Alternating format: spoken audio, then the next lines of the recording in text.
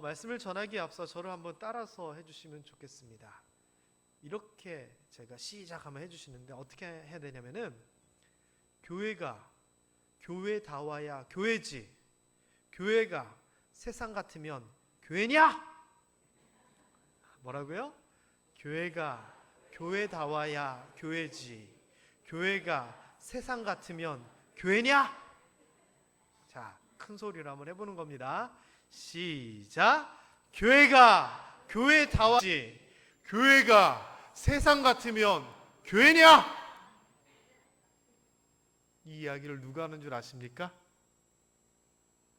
교회에서 하는 얘기가 아니라 세상 사람들이 하는 얘기입니다. 그 얘기를 좀 해보려고 합니다. 함께 사는 세상이거든요. 근데 함께 산다는 게 누구랑 함께 사느냐, 우리끼리 함께 산다는 얘기가 아니고요. 교회가 세상과 함께 사는 겁니다. 교회가 세상에 들어가서 사는 거냐, 세상과 섞여서 사는 거냐, 세상과 함께 사는 거냐, 아니면 세상과 완전히 떨어져서 사는 거냐, 이거는요 중세시대 이후에 굉장히 큰 신학적인 질문이었습니다. 그래서 중세시대에는요 어거스틴과 같은 사람, 지금의 우리가 살고 있는 이 세상이 있고 저기에 거룩한 성이 있다라고 하면서 교회가 그 거룩한 성과 같이 세상과는 약간 분리되어 있는 이런 거룩성을 주장하기도 했습니다. 그러나 또 현대에 들어서는 교회가 세상과 참여하고 그들과 함께 있어야 된다는 그런 이야기들도 있었고요. 그런데 이 두 이야기가 다른 이야기는 아닙니다. 그러나 같은 이야기인 듯 하지만 강조하는 점이 틀리기 때문에 그 강조점이 뭔지 좀 알아야 됩니다. 나중에 뒤에 그 이야기를 한 번 더 거론하도록 하겠습니다. 지난주 감사에 대한 이야기를 하면서요, 감사를 모르고 못할 수 있다, 그런데 알면서 안 하는 것은 문제다 라고 하는 것을 제가 성경 말씀들을 찾아서도 한번 이렇게 쭉 알려드렸습니다. 오늘도 비슷한 질문입니다. 못하는 일과 안 하는 일에 대한 이야기입니다. 못하는 일, 왜 못할까요? 제일 기본적인 게 몰라서 못하는 겁니다. 모르는데 어떻게 해요? 해야 되는지 안 해야 되는지도 몰랐거든요. 그런데 이거 몰라서 못한 것은 뭐라 할 수가 없는 겁니다. 그리고 몰라서 못한 거는 알면 하면 되는 거예요. 그리고 못하는 이유 중에 또 하나가 뭐냐면은 이게 당연한 얘기인 것 같지만 못해서 못하는 겁니다. 능력이 안 되는 겁니다. 그렇기 때문에 해도 안 되는 거는 아예 못하는 게 맞는 겁니다. 자, 그런데 안 하는 이유를 좀 생각해 보면은요, 몰라서 안 할 수도 있습니다. 이게 못하는 거랑 좀 비슷하죠. 그리고 못해서 안 할 수도 있습니다. 이건 내가 못해, 그래서 안 하는 겁니다, 아예. 그런데 안 하는 이유 중에서 나쁘고 안 좋고 부정적인 이유는 이런 거 아닐까요? 할 수 있는데 싫어서, 또는 귀찮아서, 또는 잊어버렸네, 이런 이유로 할 수 있는데도 안 하는 것은요 책임을 져야 되는 거예요. 그래서요, 할 수 없어서 못하는 것과 할 수 있지만 안 하는 것은 분명히 구별되어야 됩니다. 세월호에 관한 이야기가 요즘 또 자꾸 나오고 있는 것 같아요. 저는 그게 정치적으로 어떤 의미가 있고 책임을 묻고 사실 이것도 중요하지만, 저는 세월호 이야기를 생각하면 제일 화나는 게 있습니다. 그게 뭐냐? 선장과 그 선원들에 대한 이야기예요. 이 사람들이요 제일 먼저 탈출했거든요. 그런데 그들이 탈출하면서 방송으로 배가 침몰하려고 하니 다 나오십시오, 한 번만 방송했으면 달라졌을 거예요. 근데 이 사람들은요 그걸 안 했어요. 방송이 끊겼다든지 시간이 없어서 못한 것이 아니라 안 했어요. 그러면서 서로 책임을 미루지만 결론은 안 한 것에 대한 책임을 그들은 져야 했어요. 그런데 책임진다고 해봐야 자기 생명 하나인데 그 수많은 학생들 생명 어떻게 책임질 거예요? 못해서 어쩔 수 없었습니다, 이게 통신이 안 되고 방송이 안 됐습니다, 고장이 나서 못했습니다 하면은 어쩔 수 없다라고 속상하지만 이야기할 수 있지만, 할 수 있었는데 안 하고 자기들이 먼저 탈출하고, 말이 안 되잖아요. 어떤 일에 있어서 교회가, 성도가, 또 가족이 못해서 몰라서 못하는 거는 어쩔 수 없습니다. 그런데 알면서도 할 수 있는데 안 했다, 이거는요 책임을 져야 되는 겁니다. 자, 우리가 매년 모금하는 이웃사랑 헌금이 있습니다. 제가 부임하면서부터 그해 여러분들에게 부탁을 드려서 12월 달부터 우리가 이렇게 조금씩 모았습니다. 모을 때 제가 뭐라고 말씀을 드리냐면은, 모으는 것도 중요하지만 그거보다 더 중요한 것은 많이 참여하고 다 같이 함께 하는 겁니다. 제가 굉장히 강조를 합니다. 그래서 많은 금액을 기부해 주십시오, 모금해 주십시오라고 부탁하기보다는, 세례교인이 우리가 400명이 조금 넘으니까 세례교인 한 명당 10,000원 이상만 하자, 10,000원씩이라도 하자, 이렇게 부탁을 드립니다. 근데 너무 감사하기는 매년 항상 초과가 돼서 우리가 그것을 갖고 좋은 일을 할 수 있다라고 하는 겁니다. 우리가 했던 여러 가지 일들, 그냥 제가 생각나는 것만 적어도 굉장히 많더라고요. 연탄 10,000장 우리가 시에다가 기부한 적도 있고요. 시청 또 주민센터에 아예 현금으로 해서 불이웃 돕기 성금으로 이렇게 기탁을 한 적도 있습니다. 그리고 작년 같은 경우에는 우리 김관호 선생님한테 부탁을 해서 좋은 이불을 저렴하게 갖고 와서 이 주민센터에서 추운 겨울에 힘들어하시는 분이 계십니다 하면서 명단을 받아서 우리가 다 이불을 그렇게 전해드렸습니다. 또 우리가 고아원이나 양로원이나 경로당 등에 성금을 전달하기도 했고요. 또 작년에는 어떤 장애인 기관에서 겨울에 힘든 분들이 있는데 연탄값이라도 좀 지원해 주면 좋겠습니다라고 해서 몇 가정을 정해서 우리가 기관에 이 성금을 전달하기도 했습니다. 또 저희가 온 첫 해에는 여기에서 모아서 장학금, 필요한 학생에게 장학금을 조용히 전달하기도 했고요. 또 사정이 어렵고 힘드신 분들에게 교회 내외에 계신 분들을 우리가 선정을 해서 이렇게 봉투를 또 전달하기도 했습니다. 잘했죠? 제가 한 게 아니라 여러분이 하신 거고요. 이 10,000원이라고 하는 이 기금이 모여서 이렇게 우리가 큰 일을 할 수가 있었습니다. 이런 일들이요, 우리가 남을 돕는다라고 마음을 먹고 그게 좋은 일인 것을 알지만 우리가 쉽게 할 수 있는 일이 아닙니다. 그런데 우리가 함께 하면은, 마음을 모으고 정성을 모으면 이 일을 할 수 있는 거죠. 여러분, 교회 성도의 역할에 대해서 좀 생각을 해봐야 됩니다. 제가 아까 얘기한 것처럼 교회가 교회다워야지 교회입니다. 성도가, 예수 믿는 사람이 성도다워야지 남들도 성도다라고 얘기를 합니다. 우리가 제대로 된 교회다, 내가 제대로 된 그리스도인이다라고 내가 아무리 주장해봐야 세상 사람들에게는 안 통합니다. 세상 사람들이 보고, 모함교회는 그래 좀 교회답네 라고 인정을 해줘야지 그게 통하는 겁니다. 자, 그러면 여러분, 어떻게 하면 세상 사람들이 우리 모함교회를, 또 여러분을 교회답네, 성도답네 이렇게 얘기할까요?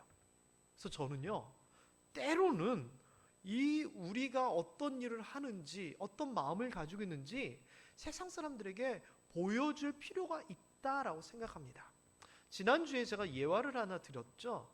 아들이 부모님한테 감사합니다 얘기도 안 하고 하루 종일 그러다가 어머니가 밤에 속상해서 한마디 했더니, 아유 제 마음은 그런데 아시잖아요 이런다고.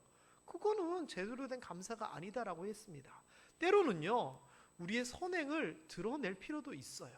목사님, 성경에서는 오른손이 하는 일을 왼손이 모르게 하라고 그러고 뭐 그랬잖아요. 맞아요. 그렇게 하는 게 맞아요. 그런데 말 그대로 때로는 보여줘야 될 필요가 있습니다. 왜냐? 지난주 오후 예배 때 제가 마태복음 5장에 있는 말씀을 설명을 한번 드렸어요. 우리로 하여금 세상의 빛이라고 얘기합니다. 빛은요, 감추어져 있지 않습니다. 말 아래 있고 이렇게 밑에 있는 게 아니라 높은 데서 세상 사람들을 비추는 역할을 합니다. 그런데 16절에 보면은 너희 빛이 사람들 앞에 비치게 하는데 뭐라고 얘기하냐면은 너희의 착한 행실을 보고 하나님께 영광을 돌리게 하라라고 이야기합니다. 우리가 하고 있는 착한 행실이 때로는 그들에게 빛의 역할을 한다는 겁니다. 그리고 그것을 사람들에게 보여서 우리가 빛이다라고 하는 것을 알게 하라는 겁니다. 그리고 그것을 통하여 하나님 앞에 영광을 돌리게 하라라고 얘기를 합니다. 그래서 교회가요, 무슨 포장하듯이 광고하듯이 조그만 일을 하고서 막 이렇게 보여주는 이거를 하라는 것이 아니라 우리의 진심, 우리의 본질, 우리의 살아가고 있는 모습을 통하여 그들로 하여금 보고 알게 하라라고 하는 겁니다. 이것은 착한 행실을 통한 선한 영향력이다라고 생각이 듭니다.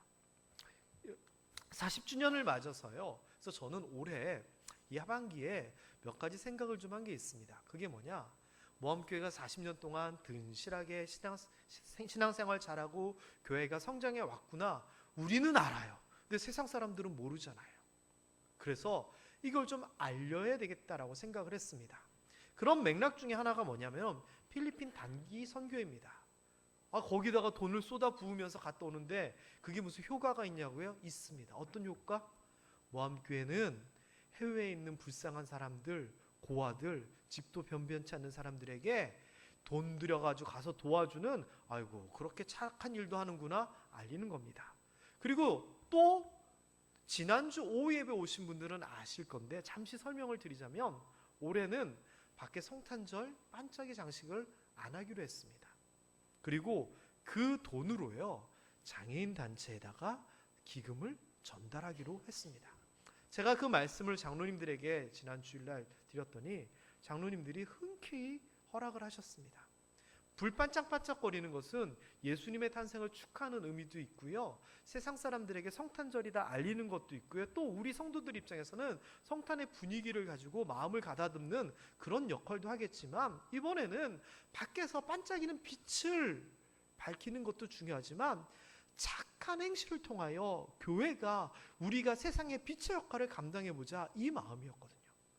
그래서 올해는 이런 것들을 적절하게 좀 홍보를 좀 제가 하려고 합니다. 그래서 모함교회가, 야, 왜 모함교회는 이번에 불도 안 붙이고 저래? 뭐 돈이 없나? 그게 아니라 모함교회가 바깥에 장식할 돈으로 좋은 일에 썼대, 좀 알려야겠습니다. 그래서 성도 여러분, 다른 데 이렇게 지나가다가 어떤 교회에서 멋지게 장식해 놓은 거 보면 축하해주고 좋아해 주세요. 그런데 올해는 우리는 초라한 교회 외벽이 우리의 자랑이 돼야 됩니다. 왜? 세상을 밝히는 것은 불빛이 밝힐 수도 있지만 마음을 통하여, 행실을 통하여 밝힐 수도 있거든요. 많은 사람들이 십자가와 반짝이를 보면서 성탄절을 생각할 수도 있지만 우리의 작은 마음을 통하여 더 큰 예수 그리스도의 마음을 깨달을 수도 있거든요. 그래서 올해는요, 우리가 이런 일을 하고 있다라고 하는 것을 실제로도 열심히 하지만 제가 좀 자랑을 좀 하려고 합니다. 그리고 세 번째는요, 매년 우리가 모아왔던 이웃사랑 헌금입니다. 역시 이것도요, 주민센터 또는 시청과 협의를 하겠습니다. 그래서 뭐가 필요하십니까? 여쭤보고 거기서 제시하는 여러 가지 것들을 장로님들과 상의를 해서 진행을 하려고 합니다. 근데 작년에 이 주민센터에서 요청하는 것을 했더니 좋은 점이 있더라고요. 그게 뭐냐? 그냥 저희가 트럭에 실어가지고 이렇게 이불을 갖다 줬어요, 주민센터에. 그랬더니 잠시만 있으래요. 그러더니 주민센터 장이랑 여러분들이 나오더니 사진을 찍재요. 그래서 제가 오늘 화장을 안 하고 와서 안 되는데, 웃으면서 그랬더니 괜찮대요. 그래서 사진을 찍었습니다. 그랬더니 그 사진을 시 홈페이지에다가 올리고 여러 유관단체 홍보하는 언론사들에게 주민센터에서 전달을 하더라고요. 그래서 저희는 생각하지도 않았는데 김천 무슨 신문에 모함교회가 세상에 연말연시를 맞이해서 따뜻한 이불을 준비해서 사람들에게 나눠주는 참 착한 일을 하더군요, 기사가 나오더라고요. 그래서 제가 올해 이웃사랑 헌금을 하면서, 그래, 우리가 때로는 이것을 알려야 되는데 우리가 스스로 자화자찬하면서 우리 이렇게 착한 일 했어요 하기보다 이런 것을 통하여 하면 좋겠다, 이 생각이 또 들어요. 그래서 올해도요, 주민센터 또는 시청과 그렇게 협력을 해서요, 적절하게, 과하지 않지만 그래도 우리 모함교회에서 이렇게 열심히 하고 있습니다라고 하는 것을 알리려고 합니다. 왜? 우리 자랑하려고 하는 게 아니라 하나님께 영광 돌리고 복음을 위하여 교회가 교회답다는 것을 그들에게 알리기 위해서 이렇게 하려고 해요. 여러분, 이런 일 나오면은요, 여러분 이번에는요 좀 자랑 좀 하세요. 맞아. 뭐 교회가 뭐 건물 예쁘게 짓고 뭐 내부에서 쿵짝쿵짝 하는 것도 좋지만 우리 모함교회는 다른 사람들, 이웃들, 세상에 있는 사람들 신경 많이 써. 우리 교회가 좀 그래. 좀 자랑 좀 하세요. 그러면 사람들이 뭐라 그럴까요? 그래, 모함교회는 교회답네 않을까 싶습니다. 여러분, 그런데 뭐 다른 여러 가지 것들이 있어요. 복음을 전하고 뭐 하는 여러 가지 것들이 있는데, 아니 왜 돕는 것이, 그들 향해서 돈을 주고 물건을 주고 하는 그것이 무슨 교회답게 하는 그 역할인가 질문할 수 있어요. 그런데 중요한 건 이게 하나님의 명령이에요. 주변에 약하고 없는 사람들을 돕는 거는요, 그냥 선한 마음에서 나오는 자발적인 그런 게 아니라 하나님이 시키신 일이에요. 그래서 구약 율법을 봐도요, 고아, 과부, 나그네 너희 그냥 두면 안 돼, 구제해라고 얘기합니다. 그래서 어떻게까지 얘기하냐면은 너희가 하나님을 위하여 10의 1조를 드리지, 그런데 때로는 그 11조 말고 또 다른 11조를 가지고 고아와 과부와 나그네를 도라, 이렇게 명령을 하십니다. 그리고 이것이요, 신약 시대에서도 계속됐고요, 이것은 성경 전체에서 흐르는 하나님의 이웃사랑을 향한 지당하신 명령입니다. 여러분, 집사가 왜 만들어졌는 줄 아세요? 초대교회에서도 사도들이 교회를 이끌고 그러면 되는데 왜 집사를 세웠냐면은 헬라인 과부들이 있었어요. 근데 유대인 과부들은 유대 법에 의해서 이렇게 보조되는 것이 있었고 교회에서 도울 수 있었는데, 헬라인들은 유대 공동체에 속하지 않았기 때문에 이게 해당이 안 됐거든요. 그러다 보니 모르는 상황, 또 손길이 안 닿는 경우들이 많았어요. 그러다 보니 헬라인 과부들이 우리도 좀 신경 써주세요. 그러니까 사도들이 우리 힘으로는 벅차니 신실하고 믿음 좋고 성령 충만한 이 사람들을 세워서 그를 감당하게 하자라고 하면서 세운 게 집사예요. 집사라고 하는 그 제도조차도 돕기 위하여 시작된 직분이거든요. 두 번째는 하나님의 명령대로 하는 이것뿐 아니라 나를 위해서 필요한 거예요. 나를 위해서. 자, 굉장히 특이한 구절 한번 읽어보겠습니다. 시작. 가난한 자를 구제하는 자는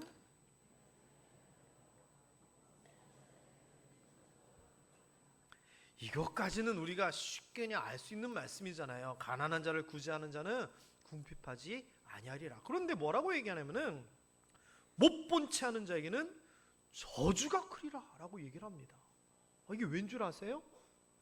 가난한 자를 구제하는 것이 하나님의 명령이었잖아요. 그런데 명령임을 알고도 행하지 않는 자는 하나님의 말씀을 어긴 거예요. 거스른 거예요. 무시하는 거예요. 신명기 28장에 하나님을 사랑하고 그 계명을 지키는 자는 하면서 축복에 대한 얘기가 이만큼 나오잖아요. 그런데 그 뒤에 보면은요, 하나님의 말씀을 지키지 않았을 때 받는 저주는 이만큼 나와요. 그런데 구제도 그렇다는 거예요. 그래서 구제를 하고 남을 돕는 것은요, 나를 위한 거예요. 왜? 내가 잘하면 하나님께서 복 주신다. 우리가 그것을 외면하면 하나님께서 책임을 물으신다는 거예요. 세 번째는요, 공동체의 삶으로서 당연한 거예요. 당연한 거.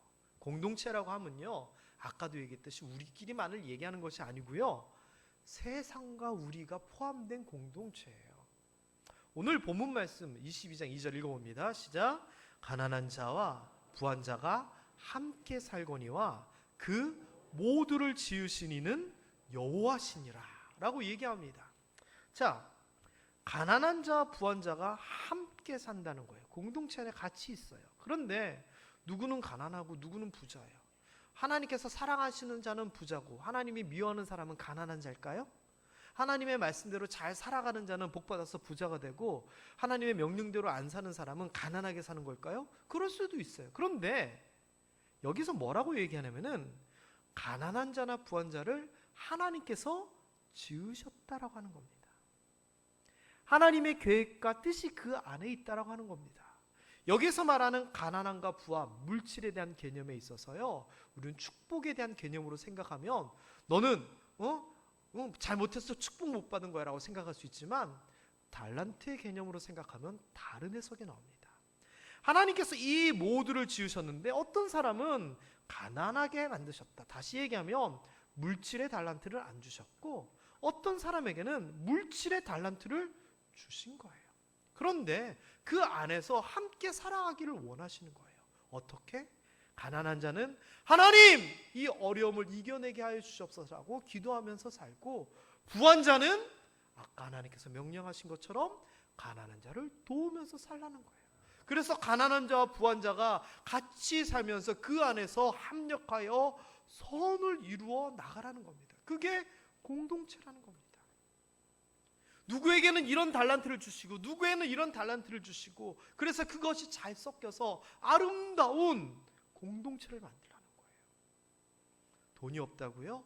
없을 수도 있어요. 그런데 나 남이 가진 것 없으나 나 남이 없는 것 있다라고 얘기한 송명희 시인의 그 찬양처럼 물질 말고 더 풍성한 것들을 가지고 있을 수 있어요. 그렇기 때문에요, 돈이 있고 없고는 축복의 개념일 수도 있겠지만 공동체로 보면은 역할의 개념이고 달란트의 개념이에요. 그렇다면 있는 사람은 나눠주는 거고 없는 사람은 감사히 도움을 받는 것이 공동체의 삶인 거예요. 목사님, 그러면 많이 있으면은 그냥 주면 되는데 없는 사람은 어떻게 해요? 없는 사람은, 그러면 이거밖에 없는 사람은, 나 먹을 것밖에 없는 사람은 어떻게 해야 돼요? 떼줘야 돼요? 말아야 돼요? 아니, 빵이 10개 있는 사람이 한 5개 주는 거는 부담 안 돼요. 난 하나만 먹으면 되니까. 빵 1개밖에 없는 사람은 어떻게 해야 돼요? 쪼개줘야 돼요? 말아야 돼요? 참고로 저희 교회 오신 지 얼마 안 되신 분들에게 좀 말씀드리면, 제가 뭔가를 이렇게 질문할 때 성도님들이 대답을 잘 안 하시는 게 이유가 있어요. 제가 함정 질문을 하도 많이 하니까 너무 쉬운데도 불구하고 이거 또 얘기하면 또 목사님한테 당하는 거 아니야? 이런 생각이 좀 있으세요. 이번에는 그거 아니에요. 내가 하나밖에 없는데 떼줘야 돼요? 말아야 돼요? 떼줘야죠. 사르밧 과부 이야기 아시잖아요. 먹을 게 없어요. 가뭄이 3년이 됐어요. 오래됐어요. 그래서 이제 한 끼 먹을 거밖에 없고 그냥 먹고 굶어 죽어야 되겠다라고 생각했어요. 근데 엘리야가 와가지고 자기도 나눠달래요. 줘야 돼요? 말아야 돼요? 줬더니 무슨 일이 생겨요?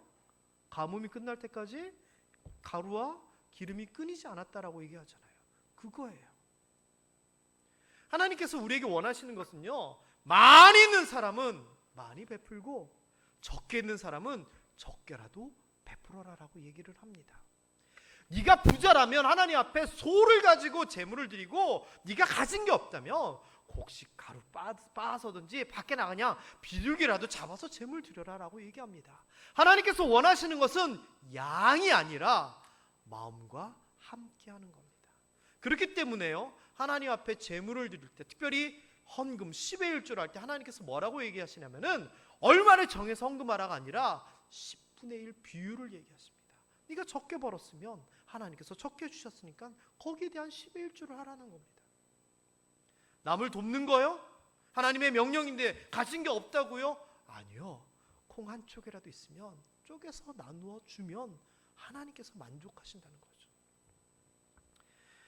게다가요, 잠언 22장 오늘 봤던 1절에 보면 이런 표현이 나옵니다. 많은 재물보다 명예를 택할 것이요. 무슨 말인지 이해가 되시죠? 돈보다는 명예를 택해라 얘기합니다. 이거 이만큼 가지고 자린고비처럼 살다가 사람한테 욕먹지 말고 조금 가지고 있더라도 잘 나눠서 사람들에게 칭찬받으라, 그 얘기예요. 뒤 이야기도 똑같아요. 은이나 금보다 은총을 택해라, 더욱 택해라 강조하는데, 은총, 하나님의 은총을 얘기하나? 아니에요. 공동번역을 봤더니 존경받는 것을 선택해라라고 하는 겁니다. 너 그런 거 가지고 호주머니 넣고 배불러 하는 거, 그거보다는 그거 나눠주고 그거 포기하고 사람들에게 존경받아라, 그것이 더 낫다라고 얘기를 하는 겁니다. 교회 보고 이렇게 하라는 겁니다. 성도들 보고 이렇게 하라는 겁니다. 가지는 소유보다 존재의 목적을 더 명확히 하라는 겁니다. 그래서 어떤 철학자가 얘기를 했죠. 소유냐 존재냐, 정말 중요한 질문입니다. 우리가 가진 것을 만족하면서 그렇게 살아가야 됩니까? 아니면 교회로서, 성도로서 그 존재에 합당한 삶을 살아야 됩니까? 그러기 위해서는 물질에 대한 부분에 대한 명확한 목적을 가져야 됩니다. 내가 돈을 많이 가지는 것이 목적이냐? 그 돈을 통하여서 명예와 은총과 존경을 받는 것이 목적이냐? 내가 많이 벌어서 많이 가지고 있고 떵떵거리면서 사는 것이 목적이냐? 많이 벌어서 제대로 잘 쓰는 것이 목적이냐? 이것이 우리에게 더 중요한 질문 아닐까요? 그래서요, 교회가 교회답기 위하여, 성도가 성도답기 위해서 뭘 해야 되느냐? 잘 줘야 됩니다. 우리 모함교회가요, 우리 교회의 규모에 비하여서는 많은 금액을 선교합니다. 헌신합니다. 그런데 그렇게 헌신하고 매년 조금씩 금액을 늘려나가면서 무슨 일도 있냐면 저희 재정도 계속 풍성하게 됩니다. 퍼주는 만큼 하나님께서 더 채워주시기 때문입니다. 여러분의 가정도 마찬가지입니다. 여러분이 가지고 있는 거 꼭 붙잡고 있는다고 해서 부자 되는 거 아닙니다. 하나님께서 주신 잘난트를 잘 사용하고 때로는 퍼줄 때, 내어줄 때, 나눠줄 때 하나님께서 더 풍성하게 하십니다. 여러분, 그렇기 때문에요, 우리가 이 세상과 함께 사는 공동체의 삶을 위해서 모함교회는요, 건물은 낡았지만 아이고 건물 꾸미고 그거 할 돈으로 선교한데 저는 이게 교회다운 거라 생각합니다. 그래서 저는요, 우리 교회가 무슨 재정이 있으면 다 건축으로 다 집어넣고 이런 것보다 가난하고 힘든 교회 있으면 섬기고 뭐 어떻게 하고 선교하고, 저는 이게 더 좋은 것 같아요. 성탄절의 외벽 장식은 올해는 없지만 그 낡은 외벽 장식, 없는 외벽 장식 때문에 오히려 그것을 통해 남들에게 도움을 줄 수 있다면 저는 그게 더 낫다라고 생각합니다. 그래서 세상 사람들이 야, 모함교회는 저렇게 좀 초라해 보이고 저래 보이지만 따뜻해, 교회다워, 저게 진짜 교회야. 저는 이런 이야기 우리가 들어야 된다라고 생각합니다. 이렇게 해나갈 때 바로 이런 섬김을 통하여 우리가 존경을 받게 되고 인정을 받게 되는 겁니다. 아무리 우리 좋은 교회예요, 우리 스스로 얘기해봐야 소용없습니다. 이런 섬김의 삶을 통하여 세상 사람들이 알게 됐을 때 그들이 우리 교회를 좋다라고 얘기를 하는 것이죠. 그래서요, 우리 교회는 세상과 함께하는 교회였으면 좋겠습니다. 자, 세속화라고 하는 용어를 제가 좀 말장난 비슷하게 좀 구별을 해봤어요. 교회가 세상과 구별되지 않고 섞이는 것을 세속화라고 합니다. 여기서 말하는 속자는요, 풍속할 때 속자예요. 그래서 세상의 풍속을 따르는 것을 세속화라 그래요. 근데 저는 그 세속화의 한자를 한번 바꿔봤어요. 이 속은 속죄하다의 속자예요.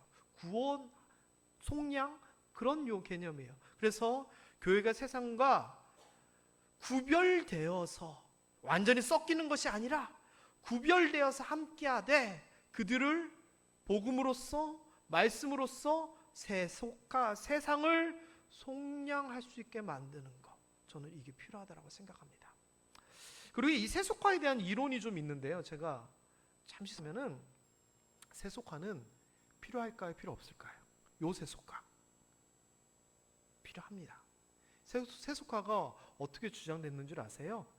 옛날 우리 중세 교회는요, 너무 거룩함을 추구했어요. 아까 어거스틴 얘기처럼 거룩한 성이 있어서 우리가 그 성에 속한 거고 저 세상은 거룩하지 못한 세상이야, 이렇게 해서 얘기를 했어요. 우리가 부르는 찬송 중에 그런 관점이 들어있는 찬송이 있어요. 복음성가죠. 죄 많은 이 세상은 내 집안이네. 이게 뭐예요? 세상하고 내가 완전히 나 이 세상과 함께 살 수 없도다, 이렇게 얘기를 하는데 그 말씀도 맞는데요, 옛날엔 너무 그랬어요. 그래서 뭐라고 얘기했냐면은 교회가 혼자 따로 있다, 세상과 함께 하자라고 하면서 주장했던 게 세속화예요. 그런 이론도 있어요. 이 말은 뭐냐? 세상 사람들에게로 들어가서 그들과 함께 하자는 거예요. 그런데 이게 너무 과해지게 된 거죠. 그들과 똑같아지게 된 겁니다. 그래서 교회에 계급이 나오고 어떤 물질의식이 들어오기 시작하고 그러면서 세상 회사나 세상 친목회랑 똑같아진 거예요. 이 세속화가 된 거예요. 그러면 안 되는 겁니다. 우리는 어떻게 해야 될까요? 세상 사람들에게 갑니다. 그러나 그들과 구별되어야 됩니다. 거룩한 성도로서. 그렇지만 그들과 함께하면서 그들을 구원으로 이끌어야 되는 것이 우리의 역할입니다. 그러려면 어떻게 되느냐? 아까 처음에 했던 말, 교회가 교회다워야 교회지, 교회가 세상 같으면 교회냐? 이 말이 필요한 겁니다.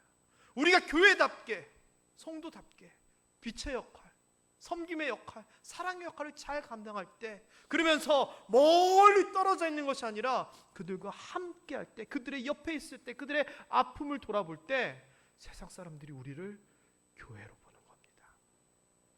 사랑하는 모함의 성도 여러분, 교회가 그들과 함께하고 있다는 것, 또 함께 살아가고 있다는 것을 보여줍시다. 어떻게? 이번에 이웃사랑 헌금을 또 사용함을 통하여서 보여줍시다. 때로는 100번 1000번의 외침보다 한 번의 행함이 더 효과적이고 더 힘이 있을 때가 있잖아요. 40주년을 맞이해서 우리 다시 한번 마음을 모았으면 좋겠고요. 큰 금액 원하지 않습니다. 1인당 10,000원만 하자는 겁니다. 이 10,000원이 엄청난 씨앗의 역할을 감당할 겁니다. 물론 더 많이 하시겠다고 하시면 저는 절대로 말리지는 않겠습니다만, 어쨌거나 금액의 많음보다 함께 그렇게 살아가고 섬기고 있는 것이 저는 더 중요하다 생각합니다. 다음 주일부터 한 몇 주간만 이웃사랑 헌금 그렇게 모으도록 하겠습니다. 에이, 헌금하라고? 아니요, 헌금하라는 거 아니라 함께 하자는 겁니다. 그리고 여러분이 복 받는 거예요. 왜요? 한번 볼까요? 잠언 11장 25절 시작. 구제를 좋아하는 자는 풍족하여질 것이요, 남을 윤택하게 하는 자는 자기도 윤택하여지리라. 구제를 그냥 억지로 하는 게 아니라 진짜 좋아서 제대로 하는 사람은 풍족해진다라고 얘기합니다. 여러분, 돈 많이 벌고 풍성하기를 원하신다면 나눔과 구제에 앞장서세요. 하나님의 약속입니다. 그리고 다른 사람을 잘 되게 하고 윤택하게 하는 사람은 자기도 윤택하게 된다라고 얘기합니다. 하나님의 말씀입니다. 이번 이웃사랑 헌금이 그러한 모함교회가 진짜 교회다라는 것을 세상 사람들에게 보여주고, 또 우리도 성도로서 그리스도인으로서 삶을 살아가는 데 있어서 다시 한번 확인해보는 그런 시간이 되었으면 좋겠습니다. 기도하겠습니다.